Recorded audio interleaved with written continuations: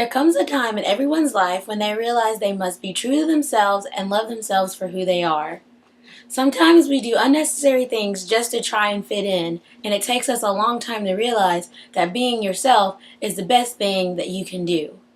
In Jean Luen Yang's graphic novel, American-Born Chinese, the characters struggle with being rejected for who they are and fitting in.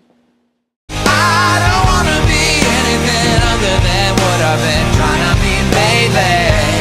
All I have to do is think of me and I have peace of mind. I'm tired of looking around, who's wondering what I gotta do, or who I'm supposed to be. I don't wanna be anything other than me. The Monkey King is a deity in his own right. He rules over Flower Fruit Mountain, where he protects his subjects with a kind but firm hand. He has trained for thousands of years to master the art of Kung Fu.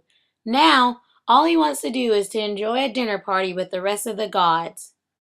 Jin Wang is an American boy with Chinese parents. For the first few years of his life, he lived in a mostly Chinese community, but then his parents moved him to a school where there is only one other Asian girl in his class. And Jin is finding that his classmates do not want to accept him for who he is because he is Chinese. Chen Qi comes from China to visit his cousin Danny every year. Unfortunately, because of his stereotypical shenanigans, Danny dreads these yearly visits. When the monkey gets kicked out of the dinner party of the gods, and they all laugh at him and tell him that a monkey doesn't belong amongst them, he goes back to Flower Fruit Mountain, and suddenly he doesn't like being who he is anymore.